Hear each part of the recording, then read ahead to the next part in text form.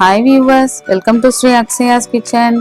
இன்னைக்கு நம்ம கிச்சன்ல நல்ல சாஃப்டான, அதே சமயம் வாயில வச்சதுமே கரைஞ்சு போகிற மாதிரியான ஒரு ஸ்வீட் ரெசிபி தாங்க பார்க்க போறோம். எப்படி பண்ணலான்னு பார்க்கலாமா? வீடியோக்குள்ள போறதுக்கு முன்னாடி நம்ம சேனலை சப்ஸ்கிரைப் பண்ணாதவங்க மறக்காம சப்ஸ்கிரைப் பண்ணிருங்க. வாங்க வீடியோக்குள்ள போலாம். இந்த ஸ்வீட் பண்றதுக்கு நான் அன்னைக்கு 1 கப் அளவுக்கு பாதாம் எடுத்திருக்கேன். கிட்டத்தட்ட 100 கிராம் இருக்கும். இதை சுடு தண்ணியில போட்டு ஒரு அரை மணி நேரமா ஊற வச்சுட்டிங்கன்னா அது நல்லா ஊறி போய் அந்த தோல் எல்லாமே எடுக்க வந்துடும். ஸோ அந்த மாதிரி ஊற வச்சு தோல் எடுத்த பாதாம் தான் அன்னைக்கு 1 கப் எடுத்திருக்கேன். இதை மிக்சி ஜாரில் சேர்த்து தண்ணி சேர்த்து அரைச்சி எடுத்துக்கோங்க. அப்படி இல்லாட்டி நீங்கள் பால் கூட சேர்த்து அரைச்சி எடுத்துக்கலாம். ஸோ இந்த மாதிரி ரொம்ப குறவரப்பாகவும் இல்லாமல் ரொம்ப நைஸாகவும் இல்லாமல் ஸோ இந்த மாதிரி பதத்துக்கு அரைச்சி எடுத்துக்கோங்க. இப்போ அரைச்ச பேஸ்ட்டை ஒரு பாத்திரத்தில் சேர்த்துக்கலாம். ஒன்று அடிக்கனமான பாத்திரமா இருந்தால் அதில் பார்த்து சேர்த்துக்கோங்க. அப்படி இல்லாட்டி நான்ஸ்டிக் கடாயில் சேர்த்து இது நம்ம கலந்து விட்டுக்கலாம்.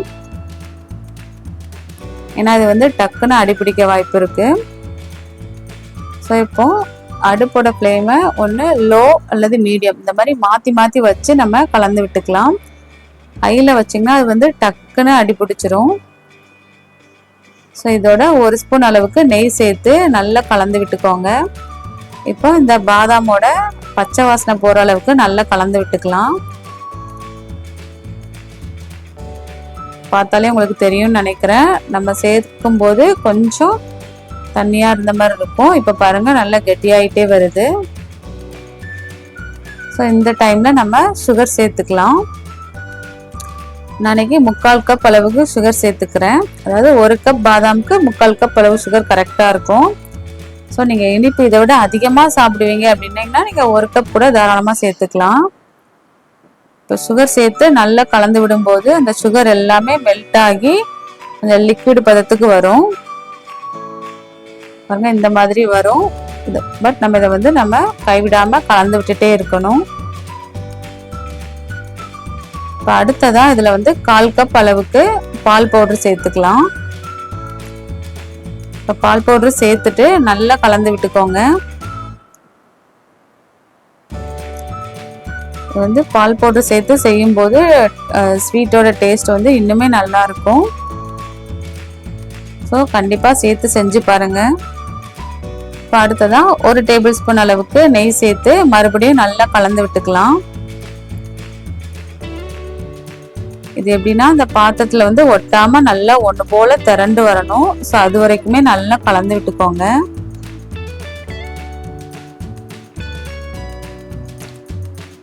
ஸோ இதே மெத்தட்ல நீங்க முந்திரியும் இதே மாதிரி செய்யலாம்.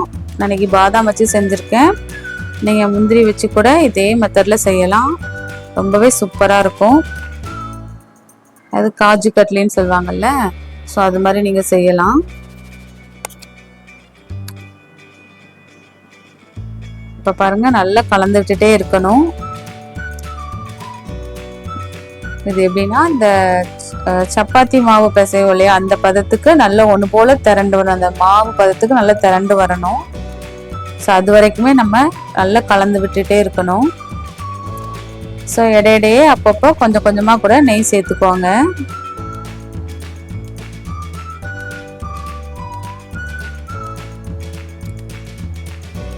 ஸோ ரொம்ப சூப்பராக இருக்கும் சாப்பிட்றதுக்கு இந்த ஸ்வீட்டு.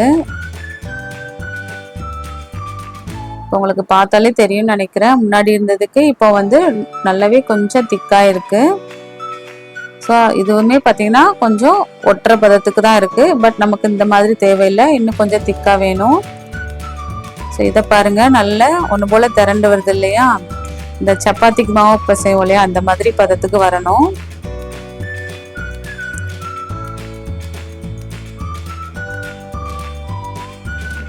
ஸோ இந்த மாதிரி இருந்தாலே போதும் நமக்கு.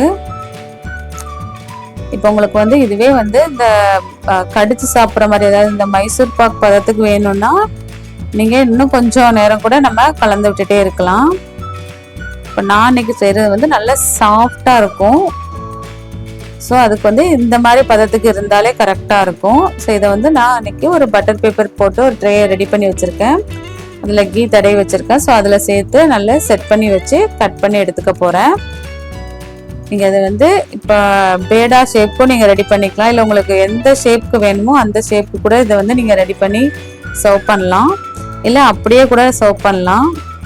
பட் நான் அன்றைக்கி வந்து பீஸ் போட்டு எடுக்க போகிறேன். ஸோ அதனால தான் நான் அன்றைக்கி இந்த மாதிரி செய்கிறேன். இப்போ இல்லாட்டி இந்த காஜு கட்லிலாம் செய்வாங்க இல்லையா, ஸோ நீங்கள் அந்த மாதிரி ஷேப் கூட செஞ்சுக்கலாம். அதுக்குன்னா இந்த ஹைட்டு வந்து கொஞ்சம் கம்மியாக இருக்கணும். இப்போ இதே இது நீங்கள் மைசூர்பா மாதிரி செய்கிறீங்க, அதாவது கடிச்சு சாப்பிட்ற மாதிரி செய்கிறீங்க அப்படின்னீங்கன்னா இன்னும் ஒரு 2 நிமிஷத்துக்கு வச்சு கலந்துட்டுட்டே இருக்கணும். ஸோ அந்த மாதிரி வச்சிங்கன்னா இன்னும் கொஞ்சம் அது வந்து கெட்டியாக ஆகும். ஸோ அப்போ வந்து உங்களுக்கு வந்து மைசூர்பாக்கு அந்த பதத்துக்கு கிடைக்கும். பட் நான் இன்னைக்கு அந்த மாதிரி செய்யலை, எனக்கு வந்து சாஃப்டாக இருக்கணுங்கிறதுக்காக நான் இந்த பதத்திலே எடுத்துட்டேன். இதை வந்து நீங்கள் வந்து லட்டு மாதிரி பிடிச்சி கூட வைக்கலாம், இல்லை பேடா மாதிரி ஷேப்பில் செஞ்சு வைக்கலாம், எந்த மாதிரி ஷேப்பில் வேணாலும் செஞ்சுக்கலாம். ஸோ ரொம்பவே சாஃப்டாக இருக்கும், சாப்பிட்றதுக்கும் ரொம்ப டேஸ்ட்டாக இருக்கும். ஸோ கண்டிப்பாக நீங்கள் ட்ரை பண்ணி பாருங்கள். ஸோ உங்கள் வீட்டில் எல்லாருமே நல்லா விரும்பி சாப்பிடுவாங்க, அந்தளவு டேஸ்ட் ரொம்பவே சூப்பராக இருக்கும். பாருங்கள், நான் ஒன்று எடுத்து பிச்சு காட்டுறேன் எந்தளவு சாஃப்டாக இருக்குன்னு. ஸோ நீங்களும் இதே மாதிரி ட்ரை பண்ணி பார்த்துட்டு உங்களோட ஃபீட்பேக்கை மறக்காமல் கமெண்டில் ஷேர் பண்ணுங்கள்.